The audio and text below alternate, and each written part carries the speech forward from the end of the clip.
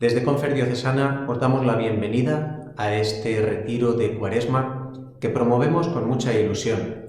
A pesar de no habernos podido reunir presencialmente como sería nuestro deseo y como veníamos haciendo en otros años, Confer ha querido promover este momento de retiro en cada una de las comunidades, pero con la conciencia de que todos nos unimos en un mismo propósito. El Adviento también nos supuso un reto y lanzamos ya entonces una meditación de parte de nuestra querida María José Schutz. En esta ocasión, Confer Plasencia vuelve a proponer un retiro en formato virtual y vuelve a hacerlo a través de un vídeo. Cada uno de nuestros institutos religiosos vive su momento particular de gracia. Muchos de nosotros estamos en las puertas de un capítulo provincial o un capítulo general. Son acontecimientos de gracia para la vida de toda la Iglesia que especialmente nos tocan a nosotros, los consagrados y consagradas en la vida religiosa. Si hay un aspecto que verdaderamente es significativo en estos acontecimientos capitulares, es la sinodalidad.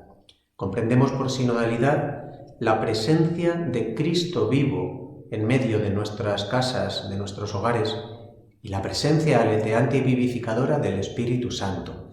No es sinodalidad el acuerdo de unos cuantos que miran complacientemente hacia un horizonte, sino la respuesta de fe que damos los religiosos a la escucha del Espíritu. Pero solo podemos ponernos a escuchar al Espíritu si verdaderamente nuestra vida es una vida de orantes.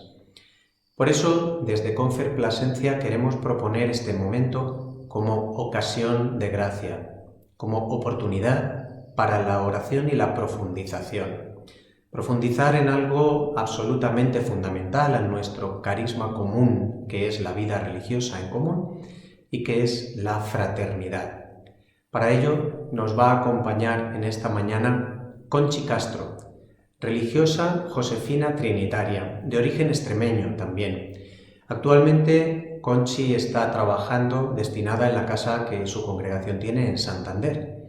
Allí es la delegada de enseñanza de la diócesis y también es profesora de secundaria impartiendo historia y religión. Esto se notará en la exposición y lo veréis enseguida por su claridad a la hora de proponer los temas y por su gran acierto en el mismo planteamiento de los temas. Conchi además ha estado muy vinculada a la Confer Diocesana de su diócesis de trabajo, habiendo sido la presidenta durante 9 años, estando todavía en la actualidad en algunos servicios de Confer como la Secretaría, y desde luego es una mujer de un gran calado espiritual que así nos lo va a hacer ver en cuanto se ponga a disertar con nosotros acerca de las ideas que fluyen dentro de su corazón y de su mente tras la lectura de Fratelli Tutti. La encíclica del Papa le ha sugerido estos dos momentos de reflexión que ahora nos va a ofrecer y que ella misma explicará enseguida. Lo que vamos a hacer nosotros en este vídeo va a ser entrar inmediatamente en la primera meditación que nos ofrece nuestra hermana Conchi, dejar un breve espacio en el que se propondrá el logo de Confer Plasencia y seguir inmediatamente con la segunda ponencia de parte de Conchi. Cada una de las comunidades puede disponer, como considere oportuno, de la visualización de este vídeo, o bien hacerla seguida, o bien hacer una pausa deteniendo su reproducción en ese punto intermedio en el que vamos a proponer un descanso. Finalmente, lamentamos no poder celebrar la Eucaristía comunitaria unidos y también no poder sentarnos a una mesa compartida. Todo eso llegará y se lo pedimos al Señor para que sea pronto. Asimismo, en nuestras Eucaristías y en nuestras oraciones nos tenemos presentes los unos a los otros y nos encomendamos al Señor para que con su auxilio y su ayuda fortalezca nuestras vidas comunitarias, nos siga haciendo testigos de la resurrección en medio de los lugares en los que nos ha puesto. Nos encomendamos también a la oración de nuestras hermanas de vida contemplativa de una forma muy especial. A ellas les pedimos que recen mucho por la vida de la Iglesia en nuestra diócesis, por la vida religiosa, así como nosotros también rezamos dando gracias por su testimonio de entrega al Señor.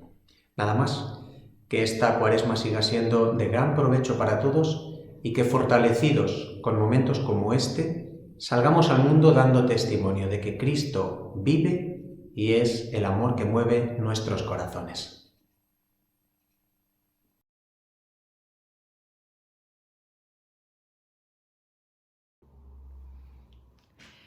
Buenos días y muchas gracias a Confer Plasencia por haberme invitado a compartir esta mañana de retiro con todos vosotros. Me hubiera encantado que hubiera sido presencial. La verdad es que ya estamos un poco cansados de todo lo virtual, de todo lo online, pero bueno, las circunstancias se imponen y es lo que toca. Así es que nada, aquí estoy. He dividido la reflexión en dos momentos importantes. Un primer momento, una reflexión sobre el dinamismo de la misericordia desde las sombras del mundo, centrado un poquitín en Fratelli Tutti. Y la otra parte, también es una breve reflexión sencilla, sobre cómo vivir la fraternidad en un mundo herido. Y cómo vivir la fraternidad en un mundo herido, nosotros consagrados, que en teoría tendríamos que ser expertos en fraternidad, ¿no? Nosotros que hemos hecho opción de vida y por una vida vivida también en comunidad. Así que bueno, pues sin más preámbulos comienzo con la primera reflexión. No cabe duda de que estamos viviendo un auténtico cambio de época. Un cambio de época que lo estamos notando en todos los ámbitos y en todos los ambientes. La globalización económica, el problema ecológico, el tema de los desplazamientos, de los migrantes, los desplazados pues, por catástrofes, por guerras, el tema de la desigualdad que se está imponiendo de una manera exagerada y brutal. Esto todo nos está haciendo cambiar un poco nuestro esquema, nuestra forma de relacionarnos, nuestras formas de entender la vida. Estamos viviendo en un contexto de desigualdad que abre la puerta a la cultura del descarte y a la lógica de la indiferencia. La exclusión es estar lejos de todo. Es la sensación como si nos sintiéramos en la cuneta de una carretera en la que vemos cómo todos los coches van pasando, pero ninguno de los coches nos ve a nosotros. Y además, no te puedes subir a ningún coche. Estás apartado viendo la realidad, pero siendo invisible. Nos hemos acostumbrado a lo inhumano, hemos aprendido a tolerar lo intolerable. Solemos decir, por ejemplo, ojos que no ven, corazón que no siente, ¿no? Pues puede ser un poco el eslogan de nuestras sociedades. Cuando no vemos y sentimos la realidad, la indiferencia se acrecienta. Estamos viéndolo incluso ahora con el tema de la pandemia. Tantas muertes diarias que ya casi nos hemos acostumbrado a ellas. A veces ya no pones el telediario porque no quieres escuchar noticias desagradables, más de lo mismo, que te van metiendo en una dinámica pues de tristeza, de agobio, es como si tuvieras una losa encima que en muchos momentos te impide vivir con alegría y con esperanza. Entonces preferimos no ver. Si no vemos, no sentimos. Si no sentimos, no sufrimos. Y al final la indiferencia pues forma parte de nuestra vida de una manera muy clara, ¿no? Dice el Papa Francisco en Fratelli Tutti 76. En la sociedad globalizada existe un estilo elegante de mirar para otro lado que se practica recurrentemente. Bajo el ropaje de lo políticamente correcto o las modas ideológicas, se mira al que sufre sin tocarlo, se lo televisa en directo, incluso se adopta un discurso en apariencia tolerante y repleto de eufemismos. Hemos globalizado la indiferencia como mecanismo loable y aceptable. Estamos, no cabe duda, en una cultura de muros que se levanta en el corazón y en la tierra y que impide el encuentro entre personas y entre culturas. Nos hemos empachado de conexiones, dice el Papa Francisco en Fratelli Tutti 33, y hemos perdido el valor auténtico de la fraternidad. La inexistencia de un proyecto común para el desarrollo de toda la humanidad. No somos un nosotros que habita la casa común, Fratelli Tutti 17. Es más, los sentimientos de pertenencia a una misma humanidad incluso se van debilitando y el sueño de construir juntos la justicia y la paz es como si fuera una utopía de otra época, que ahora no tiene nada que ver con nuestra realidad. No cabe duda que vivimos en sociedades que viven de espaldas al dolor, sociedades enfermas por su ceguera, sociedades muy centradas en lo que a cada uno le gusta y le apetece en cada momento. Y no cabe duda que en estas sociedades también hay muchísimas personas y muchos pueblos que viven bajo el yugo de un mundo en misericordia. Un mundo frío y distante al sufrimiento. Un mundo que es ciego al dolor y al sinsentido, que a veces nos asola, ¿no? y nos visita muy a menudo, ¿no? Estamos viviendo en un mundo que es realmente misericordia. Esta expresión de mundo y misericordia quiere ser un grito que nazca de lo más profundo de nuestro corazón, un grito de profundis. O sea, no solo pretende ser una expresión de la insolidaridad de nuestras sociedades, sino de la profunda humanidad y crueldad con la que estamos conviviendo cotidianamente. La cultura del descarte, que es como la llama el Papa Francisco, atraviesa pues la endeble faz moral, porque es una muy endeble esa ya, ¿no?, de nuestras sociedades. Las cunetas de nuestro mundo están repletas de personas apaleadas, excluidas, expulsadas. Y muchas veces, como en la parábola del buen samaritano, pues la mayoría de nosotros pasamos de largo. La mayoría de nosotros, incluso hablo por mí, religiosa consagrada Josefina Trinitaria, ¿no? Y este pasar de largo lo justificamos en muchos momentos por razones culturales, económicas, religiosas e incluso muchas veces fundamos nuestra falta de misericordia en la misma misericordia, ¿no?, en el nombre de la misericordia. Practicamos a veces una misericordia muy selectiva con los nuestros, con los de cerca y evidentemente una misericordia muy parcial que no tiene nada que ver con la misericordia de Dios. Hay millones de personas que siguen gimiendo bajo dolores de parto y que demandan nuestra presencia. Hay millones de personas en el mundo a los que les cuesta la vida vivir.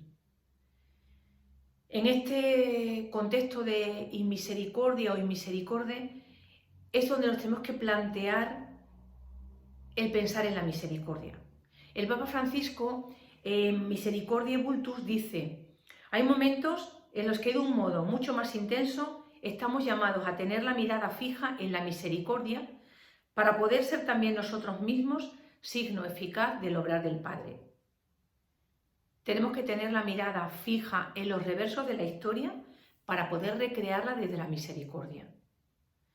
Y no cabe duda que este tiempo de Cuaresma puede ser el momento propicio pues, para empezar a dar un cambio en nuestra vida, en nuestra forma de mirar, en nuestra forma de ver la realidad, en nuestra forma de pensar, en nuestra forma de actuar.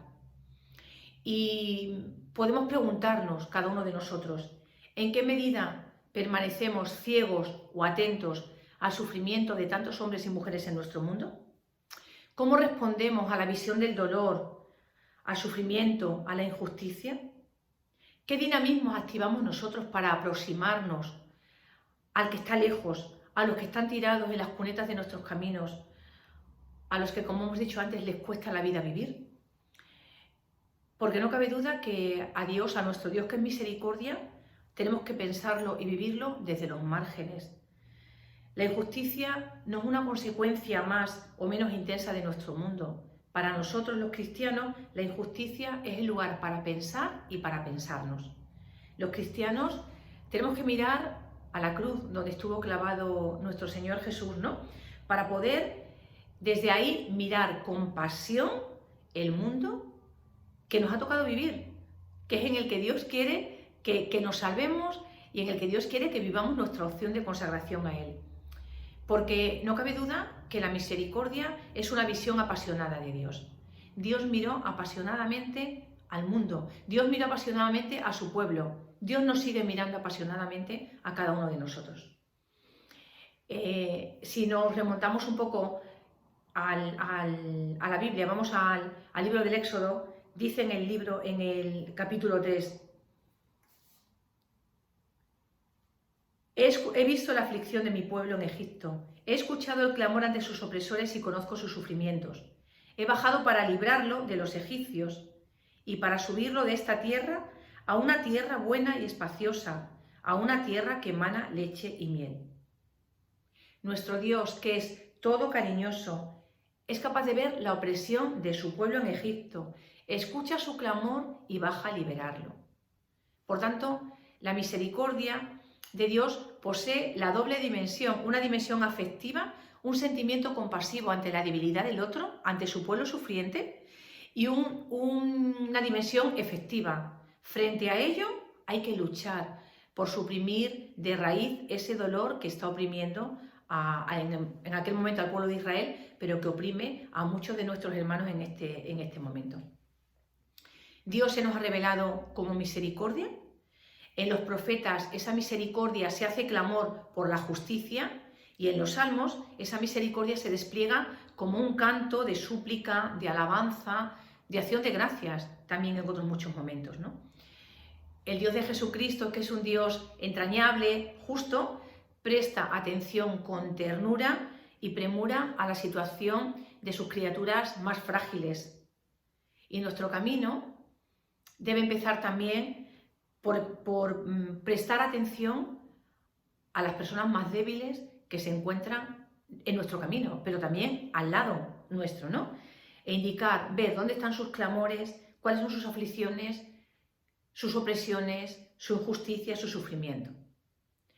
Pero para ello necesitamos tener un corazón que vea.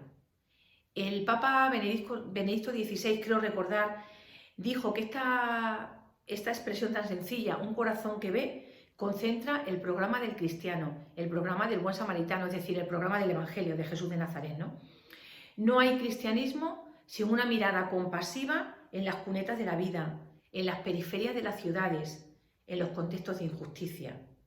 El compromiso misericordioso con los frágiles, los pequeños y los empobrecidos muestra la entraña más profunda de nuestro Dios, que es misericordia, el Dios de Jesucristo.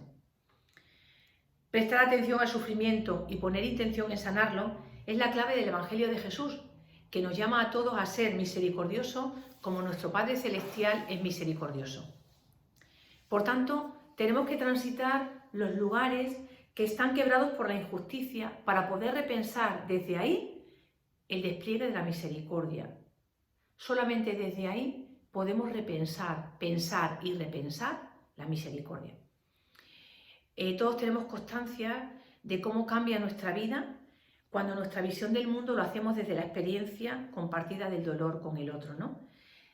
Recuerdo que cuando estuve en Melilla, en un encuentro, una experiencia intercongregacional, a mí me tocó estar en el CETI con todos los jóvenes que saltaban la valla en Melilla y que estaban esperando allí hasta que eran colocados en diferentes lugares de la península. Ya habían saltado, ya habían entrado en España, entonces su sueño era seguir avanzando y entrar en la península, ¿no? Recuerdo que un chico con el que tuve ocasión de compartir muchos momentos me dijo: solo las personas que se conmocionan con nuestra situación son capaces de contar cómo vivimos, de contar cómo reímos y de soñar nuestro futuro. Es decir, el conocimiento profundo de la realidad desde nuestro Dios, que es misericordia, no puede eludir el descenso a los infiernos de la vida para comprender los posibles caminos de liberación que tenemos que emprender. La misericordia es ternura, es sentimiento, pero también es firmeza y es una lucha justa y clara por la justicia. Éxodo 36 recoge la síntesis de la misericordia de Dios y nos dice: el Señor pasó ante él proclamando: el Señor, el Dios compasivo y clemente, paciente, rico en bondad y lealtad, que conserva la misericordia hasta la 1000ª generación, que perdona culpas, delitos y pecados. Recordad que este versículo viene después de cuando los israelitas bajaron y empezaron a adorar al becerro de oro, ¿no? Cuando el pecado que los israelitas cometieron, ¿no? En este contexto de pecado y de ruptura, Dios se reveló como verdad. Dios es amor, y es amor compasivo. Dios es clemente, es misericordioso, pero además Dios conserva lealmente la misericordia de generación en generación. Por tanto, la misericordia no puede dejar de ser una emoción apasionada, entrañable y tierna de solicitud por el otro. Es lo que nos ha enseñado nuestro Dios. Él es maternal, y es entrañable con sus hijos, pero es verdad que su maternidad desborda los modelos humanos. Dice el profeta Isaías: ¿es que una madre puede olvidarse de su criatura, no conmoverse por el hijo de sus entrañas? Pues aunque ella se olvide, yo no te olvidaré. Hay ya en el Nuevo Testamento también 3 parábolas que expresan muy bien el tema de la misericordia. Una es la parábola del siervo sin entrañas en Mateo 18, otra es la parábola del hijo pródigo en Lucas 15 y otra es la parábola del buen samaritano en Lucas 10. En ellas se muestra con transparencia el verdadero rostro de Dios, que es pura misericordia, y además indica un determinado comportamiento a seguir para todos los que nos consideramos cristianos y seguidores del Dios de Jesucristo. Cuando el padre abraza al hijo pródigo que vuelve desarrapado, o cuando el buen samaritano mira con ternura a la persona que está caída en el camino, es cuando se produce un desborde humanizador que rompe todos los moldes culturales y religiosos. Nuestro Dios, que es pura misericordia, abraza a la humanidad desarrapada, herida, dolorida, y mira con ternura los confines de los caminos para reparar el dolor y el sufrimiento. Pero la misericordia cristiana no es mera conmoción ante el sufrimiento del otro. Es más, nos lleva a crear una alianza con los otros y con Dios. Y ese tipo de alianza como que nos vincula de una manera efectiva en la lucha por ayudar al otro a salir de los momentos o de las situaciones de injusticia, de opresión, de aflicción que vive en cada momento y en cada lugar. La misericordia, por tanto, es una propuesta sólida de vinculación humana. Muchas veces el dinamismo de la misericordia es más un estar que un hacer, es más un escuchar que un hablar.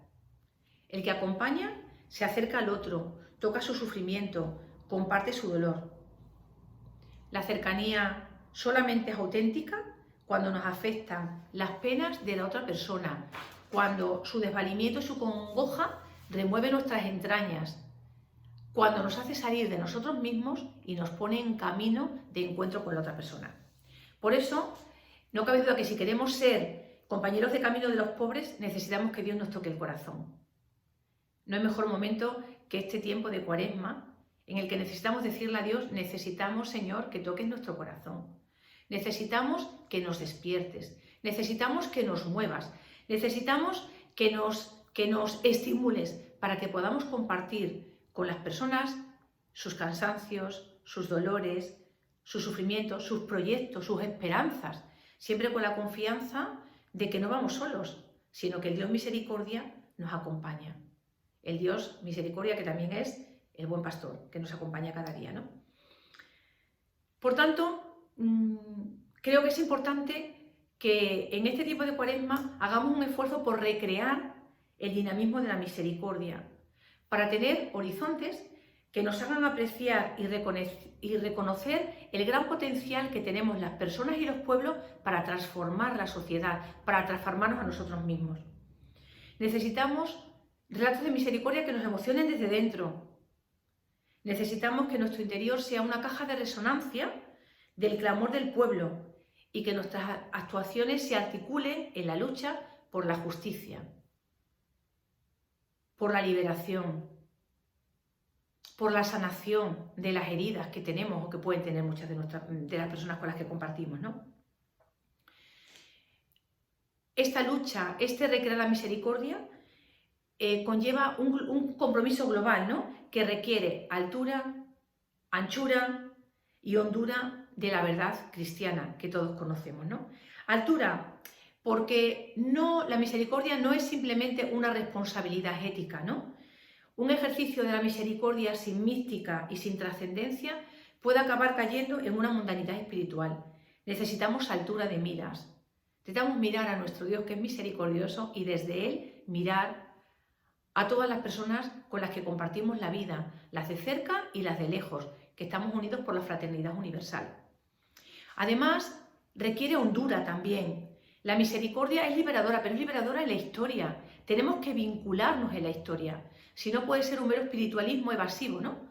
Tenemos que que vincularnos en el momento concreto que nos ha tocado vivir, en la situación concreta que nos ha tocado vivir y en el entorno concreto que nos ha tocado vivir. Y por último, necesita anchura. Anchura para dialogar, para cooperar, para actuar comunitariamente con otras personas y con otros grupos. Necesitamos tender puentes, crear lazos, necesitamos acortar distancias.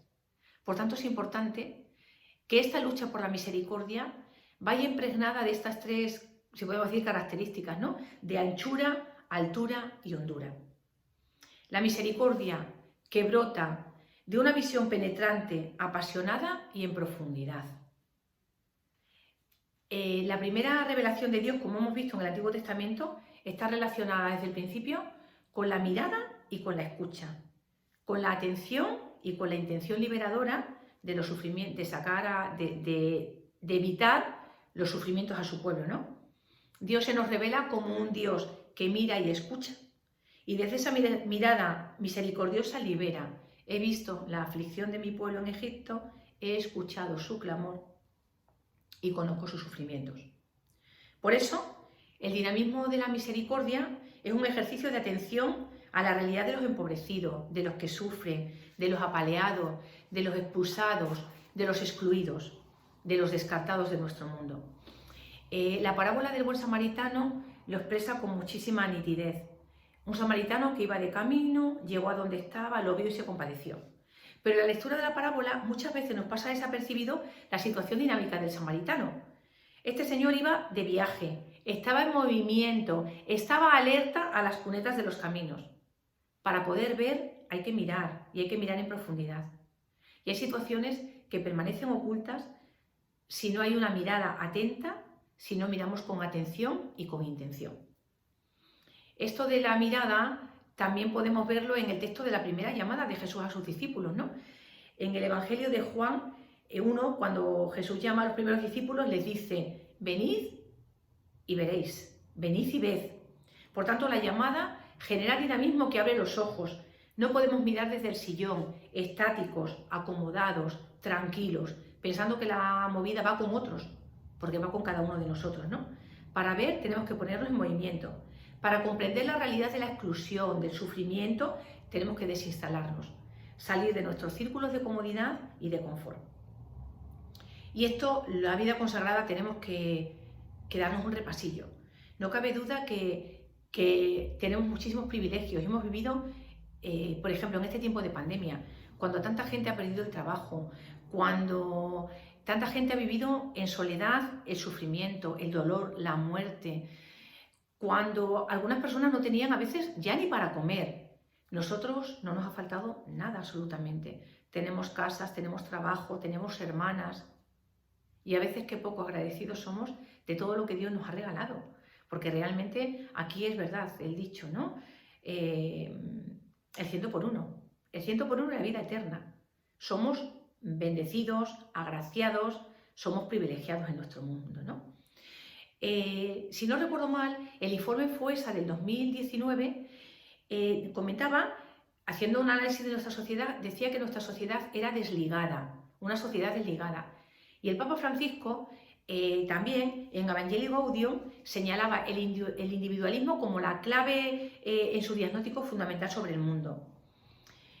Esta sociedad desligada en la que estamos viviendo, según el informe FOESA, que le ha dado ese nombre, ¿no?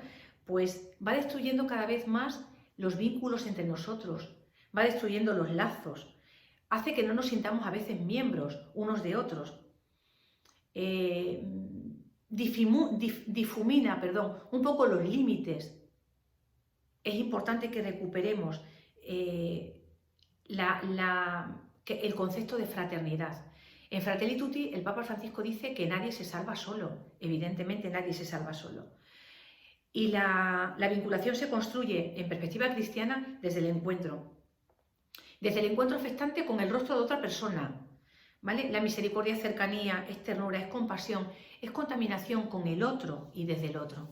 No podemos vivir la misericordia de Dios o decir que somos misericordiosos si vivimos de espaldas a la realidad de nuestro mundo.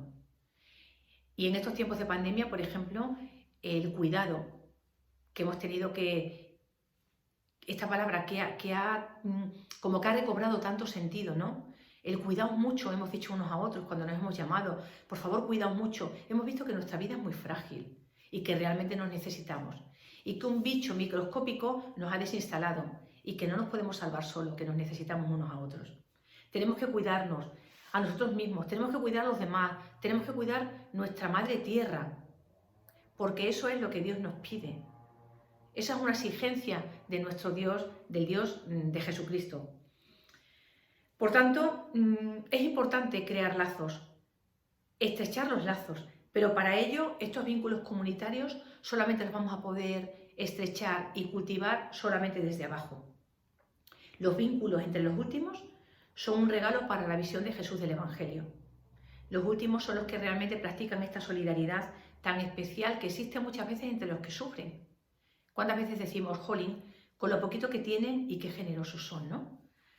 A veces necesitamos estar cerca de los de abajo, de los últimos, para con ellos empezar a construir un nuevo camino en el que el otro sea hermano, al que consideremos hermanos, y que pueda percibir en mí el rostro de la misericordia de Dios. Y este compromiso cristiano también nos invita a la esperanza, que nos habla de una realidad que está enraizada en lo profundo del ser humano. Nos habla de una sed, de una aspiración, de un anhelo de plenitud, de un querer tocar lo grande, lo que llena el corazón y eleva el espíritu a las cosas grandes, como son la bondad, la verdad y la belleza. Por tanto, es momento de recrear el dinamismo de la misericordia. Estamos viviendo un auténtico kairós, que es el tiempo de Dios. Este tiempo nuestro también es el tiempo de Dios. Es el tiempo de la irrupción de Dios en la historia. La historia nos demanda a nosotros creyentes, a nosotros en concreto consagrados, que nos consideremos creyentes del Dios de los márgenes, que nuestra palabra sobre Él y sobre el mundo se convierta en una acción creadora, de un mundo que sea más humano, más justo, más fraterno. ¿Cómo podemos hacer esto? Pues con gestos muy sencillos. Por ejemplo, alentando cauces de humanidad en nuestro entorno, sustentando procesos de justicia, estando cerca de las personas que se sienten más solas, escuchando, abriendo los ojos a la realidad de nuestro mundo, teniendo palabras de esperanza para tanta gente, teniendo oídos para escuchar, estando al lado del que no tiene a nadie con quien sentarse. El dinamismo de la misericordia abre la historia al poder de los procesos lentos y humildes. Nos habla no de acumular, sino del grano, de la semilla, de las cosas sencillas. No soñemos con grandes cosas. Soñemos con sembrar de abajo, pequeño, poquito. Ya se encargará Dios de hacer brotar aquello que ha sembrado o que hemos sembrado, porque Dios lo ha puesto en nuestro corazón. El dinamismo de la misericordia nos llama a transitar los confines del olvido, a cruzar al otro lado. Nos invita a aprender a mirar el mundo desde la perspectiva de los sujetos que siempre están fuera de lugar, de los que están en las cunetas. La misericordia es un viaje interno que nos tiene que llevar a rezar frente al rostro dolorido de tantos hombres y mujeres como hay en nuestro mundo. Sentir y escuchar el llanto de tantos Cristos vivientes, susurrándonos al oído, ¿no?, con su mirada. La justicia que brota de la misericordia es una propuesta en profundidad.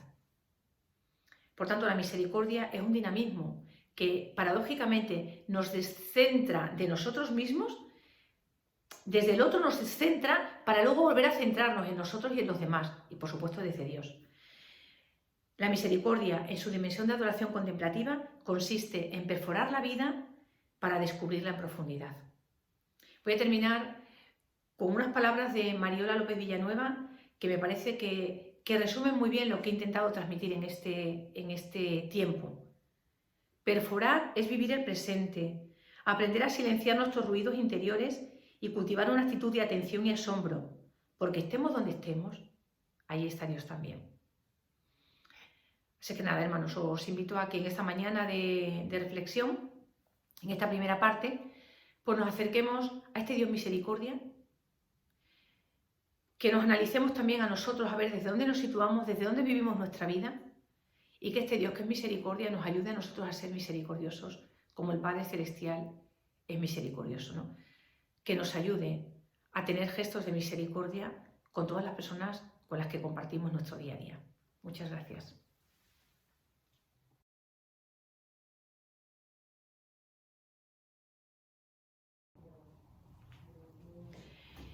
Bueno, pues nada, estoy aquí de nuevo y en esta segunda reflexión os voy a hablar un poquito de la fraternidad en un mundo herido. Hay un pensador austriaco que en su libro El mundo de ayer hace una síntesis impresionante, un retrato minucioso del ser humano en la mitad del siglo XX. Os voy a leer algunas de sus afirmaciones para no enrollarme demasiado y no perderme un poco en ello, ¿no? Dice Stefan Zweig: he sido contemporáneo de las dos guerras más grandes de la humanidad y las viví en un bando diferente. He sido homenajeado y marginado, libre y privado de libertad, rico y pobre. He visto nacer y expandirse ante mis propios ojos las grandes ideologías de masas. Después de siglos nos estaban reservadas de nuevo guerras sin declaración de guerra, campos de concentración, torturas, saqueos indiscriminados y bombardeos a ciudades indefensas. Sin embargo, por una extraña paradoja, en el mismo lapso de tiempo en que nuestro mundo retrocedía un milenio en lo moral, también he visto a la misma humanidad elevarse hasta alturas insospechadas en lo que a la técnica y el intelecto se refiere. He visto cómo muchas cosas imposibles se han hecho realidad. Antes de este momento, la humanidad en su conjunto nunca había mostrado una faceta tan diabólica, ni tampoco había alcanzado cotas de creación tan parecidas a las divinas. Frente a este análisis que ha hecho el filósofo, si él viviera ahora mismo y nos mirara por una rendija nuestros rostros, habitantes de una galaxia hiperconectada, poshumanos a los que un virus nos ha dejado descolocados y nos ha recordado que somos fragilidad, ¿qué diría? Nos hacemos dos preguntas. ¿Pueden existir en nuestros días formas de vida que, sustentadas en la certidumbre de la fragilidad común y orientadas hacia el horizonte del amparo, construyan entrelazadas una existencia buena? Es decir, ser hermanos, ¿es una manera posible de encarnar la humanidad? En el mes de enero yo he vivido una de las experiencias más duras de mi vida. Mi familia se contagió de COVID, se aislaron todos, muchos fueron cayendo unos tras otros, ¿no? Pero mi madre fue ingresada en el hospital en Plasencia. 16 días de una angustia impresionante. Ella con Alzheimer, solita, sin tener ninguna noticia de ella. Solamente un sábado para decirnos que había empeorado y que la situación era muy, muy grave. En ese intervalo mi padre en casa y yo cuidándole, que ya había pasado el COVID, porque mi padre también empezó con síntomas. Lo primero que se me ocurrió fue mandar un mensaje a mis hermanas de congregación. Necesitaba sentir el calor de una familia, sentirme acompañada, sentirme sostenida por su oración. No tanto que me llamaran o me preguntaran, porque a veces ni podía coger el teléfono. Era el saber que formaba parte de algo mucho más grande, de sentirme realmente hermana. Y entonces fue en esos días cuando quizá he descubierto de una manera mucho más intensa que la fraternidad nos une siempre desde abajo, que somos hermanos porque somos débiles y que comprender esto no es una tarea sencilla, es una tarea más bien difícil y ardua. Y que para aprenderlo tenemos que habitar antes la intemperie. Solo el despojamiento de poder nos transforma en hermanos. Solo el dolor, la pérdida, la soledad nos hace sentirnos necesitados del otro.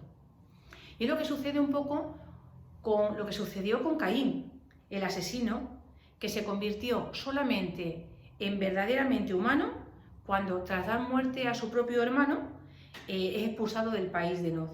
Es decir, a una vida sin vínculos, sin relaciones, sin posibilidad alguna de descubrir su rostro reflejado en el rostro del otro, en la mirada del otro. Lo que realmente es importante en este versículo no es tanto lo que cuenta, sino el espacio de silencio que surge desde que Caín es expulsado de la presencia de Dios hasta que Caín vuelve ya, y vuelve ya con unos lazos diferentes. vuelve unido a una mujer con la cual concibió y dio a luz a su hijo Enoc. Entre un versículo y otro se abre un abismo impresionante en el que hemos visto cómo un hombre se precipita para resurgir de él un hombre nuevo, ¿no? ¿Qué ha transformado, nos podríamos preguntar, al asesino en padre, al solitario en amante, al fugitivo en fundador? ¿Qué viento ha zarandeado el corazón de Caín y le ha limpiado por dentro? Y la opción del texto por el silencio quizás sea la más perfecta, porque es la que nos puede explicar esa metamorfosis, ese cambio que se produjo del fratricida en creador de humanidad. Porque solo en el silencio es posible que hagamos nuestro ese descenso a los infiernos de Caín para poder descubrir el camino por donde comenzar de nuevo. Por tanto, podemos preguntarnos, ¿ser hermanos es una manera posible de encarnar la humanidad? Os voy a dar 6 o 7 puntitos que a mí me parecen sencillos, importantes, nada nuevo, pero que nos pueden ayudar a entender un poco de lo que os quiero comentar, ¿no? El primero, pasar de la necesidad al deseo. Hay un filósofo llamado José María Esquirol, que es profesor en la Universidad Autónoma de Barcelona, que ha escrito un libro que se titula La penúltima bondad. Es un ensayo acerca de cómo el ser humano puede construir de una manera sencilla una vida buena. Y en el libro él hace una distinción muy clara entre la necesidad y el deseo, que son dos aspectos o dos categorías fundamentales en la vida, ¿no? Por ejemplo, por un lado, el alimento que los seres humanos tomamos lo hacemos por necesidad, ¿no? Tenemos necesidad de comer, tenemos necesidad de alimentarnos, ¿no? El hambre despierta en nosotros esa necesidad de alimentarnos, de conseguir alimentos y de comerlo. Pero nos dice que tenemos que trascender esto. Estamos llamados por vocación a ir más allá. Tenemos que ser capaces de pasar de la necesidad al deseo, porque nuestra vocación es el deseo. ¿Y en qué consiste el deseo? Dice él. ¿En qué se diferencia de la necesidad? Porque si la necesidad biológica es comer, el deseo es comer juntos. Es comer juntos. Mi vida es mucho más vida cuando comparto la mesa con otras personas con las que hago una fiesta, hago un banquete. Hago de la necesidad una fiesta, un convite compartido, una merienda, un encuentro. Aunque Esquirol no lo dice, esto se parece un poco al sueño de Jesús de Nazaret, ¿no? Convertir la necesidad en todos sus ámbitos en deseo. Y el deseo para Jesús es la fraternidad, una mesa común, una casa abierta, un mundo de hermanos. Que eso no deja de ser, que es la Eucaristía, ¿no? Es la fiesta en la que todos comemos y todos nos convertimos en comida para los demás. Esto es una imagen que significa que ponemos nuestra vida a favor de las necesidades de los otros. Y nuestro deseo es convertirnos en alivio, en el bálsamo de las necesidades de los demás. Segundo paso, o segundo aspecto importante, cultivar la confianza. La confianza como una alfombra sobre la que caminar suavemente. Las palabras para nosotros son muy importantes. Son importantes de dónde vienen y también son importantes a dónde nos llevan, ¿no? Porque si pensamos en las palabras, pensamos habitualmente en la vida. Pero para entender qué significa la palabra confianza, vamos a pensar un poco en su contraria. Y la contraria de la palabra confianza es la desconfianza, pero traducida, o quizás de una manera un poco más profunda, es el miedo. El miedo es algo parecido a un muro que se interpone, que se levanta entre aquello que nosotros somos y lo que seremos dentro de un tiempo, o mañana, dentro de unas horas, dentro de un mes o dentro de un año, ¿no? Si yo pongo un muro, el miedo se apodera de mí y pienso, ay, hoy estoy, ay, pero mañana Dios dirá, ay, mañana no sé, hoy mañana a lo mejor ni estoy aquí. Y surge en mí un miedo que me va bloqueando, me va agobiando, me va entristeciendo. La confianza es todo lo contrario. Se trata de algo semejante a una alfombra, a un tapiz sobre el que caminar suavemente para ir desde ahora, que es lo que yo tengo, lo único que tengo, el momento presente, lo que verdaderamente soy ahora mismo, hasta el día de mañana, hasta la semana que viene, hasta cuando Dios quiera. El miedo es un muro, la confianza es una alfombra, un césped sobre el que caminar, sobre el que deslizarse. La confianza además nos capacita para construir ese camino necesario hacia el día de mañana. Y algo de esto, o mejor dicho, mucho de esto es el Evangelio. Es una universidad donde doctorarnos en confianza. La confianza en y del Evangelio, confiar profundamente en Dios, nos hace profundamente confiados en nosotros mismos y los unos en los otros.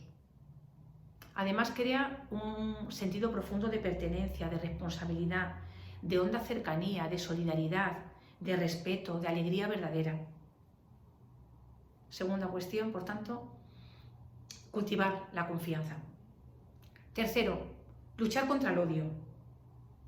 En estas últimas semanas en las que estamos oyendo hablar tanto de vacunas, unas que vienen, yo me pregunto, ¿qué vacunas necesitamos nosotros realmente para los otros virus que tenemos? Porque creo que a veces tenemos en nosotros unos virus que nos están haciendo mucho más daño que el virus físico, el virus propio de la pandemia, ¿no? Me refiero al virus del odio, al virus de la indiferencia, al virus de la envidia, al virus del querer brillar al margen de los demás, al virus del desprestigio del otro.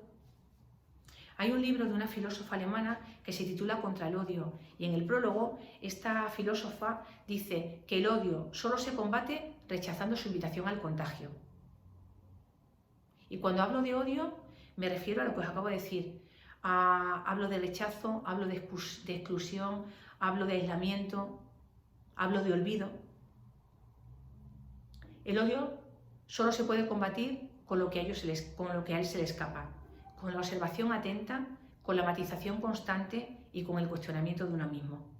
Estas tres ideas, que las dice ella al final del libro, a mí me parece que son maravillosas y que expresan muy bien lo que queremos decir aquí, ¿no?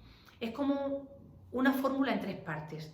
La primera parte nos habla de contemplar, de observar el mundo, de no dar por sentado absolutamente nada de lo que siempre hemos dado por sentado. La vida es un paisaje, es un cuadro que siempre tiene mucho más fondo del que nosotros vemos y pensamos. Segundo, es matizar, un verbo precioso, ¿no?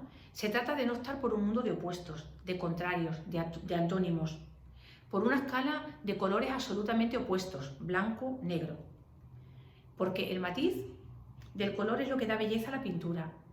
El matiz de la música es lo que da belleza a la escala. El matiz de la poesía es lo que da belleza al arte de la palabra, y así con todos los artes en la vida, ¿no? La delicadeza del matiz, la sutileza, aquello que nos hace ver que las cosas son mucho más de lo que nosotros también pensamos que son cuando las expresamos de una manera total y absoluta. Y tercero, esto es como una escalera, ¿no? El cuestionamiento de uno mismo. Lo primero es observar, lo segundo es matizar y lo tercero es cuestionarnos a nosotros mismos, no darnos siempre la razón, no convertirnos en los decisores de las verdades absolutas, en aquellos que tienen todos los códigos y todas las contraseñas que abren todas las puertas, todos los problemas, que explican todos los misterios. Cuestionarnos a nosotros mismos, permanecer abiertos. Jesús de Nazaret afirmó esto en el Evangelio, ¿no? Y el Evangelio de Jesús consiste claramente en esto. Primero, en el arte de enseñarnos a mirar con profundidad la vida, con respeto, con cuidado. Segundo, expresar matizando las cosas, descubriendo los detalles, que es donde Dios construye su morada. Y tercero, un manual para no darnos siempre la razón, para ponernos siempre signos de admiración y de interrogación a nosotros mismos, para abrirnos al diálogo con el otro, con el diferente, con el que piensa lo contrario. Este no odio, esta vacuna contra el odio, está muy cerca del proyecto de Jesús de Nazaret, del proyecto evangélico de paz. Cuarto aspecto, vivir con esperanza. Es fascinante la pluralidad humana, la verdad, nos encontramos con personas tan distintas unas de otras, ¿no? Diferentes formas de pensar, de sentir, de vivir la vida. Hay personas que en su vida todo ven obstáculos, callejones sin salida, túneles oscuros, muros. Y sin embargo nos encontramos con personas que con su mirada trascendente, en detalles aparentemente insignificantes, urden siempre pasadizos para quebrar esos callejones sin salida que otros ven, abren ventanas, crean rendijas. Mirad, el hecho de que nosotros en nuestra propia lengua utilicemos el tiempo futuro ya nos habla de que el ser humano está siempre abierto a la esperanza. La esperanza está incuada en el ser humano, ¿no? Que seamos capaces de proyectarnos verbalmente hacia el futuro nos muestra que somos personas trascendentes, que vamos más allá, que somos capaces de levantar puentes, que somos capaces de tender puentes con nuestras propias palabras, con nuestros gestos, con nuestra forma de entender. Por tanto, cultivemos la esperanza. Seamos capaces de ver esa luz más allá del túnel, porque no estamos solos, porque Dios nos acompaña. Quinto punto, tan abiertos como el mar. Esto es una expresión que escuché, un dicho que escuché a un sacerdote que decía: hay que ser tan abiertos como el mar que acaricia con sus manos todos los rincones de la tierra. Esto es una defensa de la apertura al diferente, del encuentro de la vida como ventana que nos orea. Es posible viajar, moverse, ir de un lugar a otro, aprender otras lenguas, conocer otras canciones de otras culturas, aprender a decir el nombre de Dios en otros idiomas, en otras lenguas. Y no solamente es posible, sino que es imprescindible. Tenemos que convertirnos en mar sin orillas, en mar con manos grandes, en dedos que toquen, que acaricien, que respeten, que salvaguarden lo diferente que está en nosotros y que encontramos también en los otros. Hay que ser tan abiertos como el mar, que acaricia con sus manos todos los rincones de la tierra. Y por último, el sexto, y todo ello movido por el amor. Ese ángel que tiene que acompañarnos y que tiene que ir como tejiendo los hilos de nuestra vida, el amor. Hay una canción que seguramente conocéis todos de Silvio Rodríguez, ¿no? Que dice: debes amar la arcilla que va en tus manos, debes amar su arena hasta la locura, debes amar el tiempo de los intentos, debes amar la hora que nunca brilla, porque solo el amor engendra la maravilla, solo el amor consigue encender lo muerto. Este es el ángel que nos tiene que empujar en nuestra vida, el ángel del amor, el ángel del tiempo de los intentos, el ángel que nos hace enamorarnos de la hora que nunca brilla. A nosotros, que muchas veces nuestra vida está marcada por una rutina, bendita rutina, que creemos que opaca y que no es así. Tenemos que dar también en medio de todo esto cabida a la verdad, a la bondad y a la belleza, que es lo que realmente viene a bajarnos y a destruirnos. Mirad, la belleza nos destruye. Todos hemos tenido experiencias, ¿no? de ver algo bello y haberte derrumbado, ¿no? Haber dicho: madre mía, es que me he quedado sin palabras, me ha desmoronado, ¿no? la belleza, ¿no? La belleza nos destruye cuando, encontrándose con nosotros, nos recuerda que somos frágiles y nos recuerda que todo lo bello es frágil, que no existe hermosura sin desamparo. La verdad nos derrumba de nuestras convicciones, nos hiere cuando nos hace ver que la verdad es lo contrario a nuestra omnipotencia, que al mismo tiempo la verdad nos acaricia, pero también nos hace daño, nos hiere. Y el bien y la bondad, que si llegan hasta nosotros lo hacen con el único propósito de desnudarnos, de quebrar el castillo de naipes y de arena en el que muchas veces hemos fraguado nuestra vida y en el cuyo interior a veces nos escondemos cada uno de nosotros, ¿no? Como un cuartel de invierno, donde estamos al margen de todos los demás, sin que nada me afecte. Son tres nombres de una misma manifestación, de una misma epifanía: la belleza, la verdad y el bien, que nos sacuden, que nos destruyen necesaria y maravillosamente, pero que nos rescatan, nos salvan, nos levantan, nos redimen, nos orientan, nos ponen de nuevo en camino. Y el séptimo punto, no por ello menos importante: y sé tú mismo, mientras vivas, brilla. Hay unas palabras que se conocen como el epitafio de Sicilo, porque Sicilo, que es el marido de Euterpe, mandó ponerlo en su tumba cuando ya falleció, ¿no? Se encontraron en el primer tercio del siglo XIX, enfrente de unas islas griegas, ¿no? Muy cerca de la actual ciudad de Esmirna, ¿no? En nuestro idioma, en nuestro lenguaje, podía decir así el poema: mientras vivas, brilla. No sufras por nada demasiado, porque la vida es muy breve y el tiempo todo lo reclama. Mientras vivas, brilla. El primer verso es fascinante. Mientras vivas, brilla. Es un imperativo. Lo que Euterpe nos dice hoy a nosotros vivos, que la vida consiste en brillo, en brillar. Y brillar, ¿qué es brillar? Es ser uno mismo.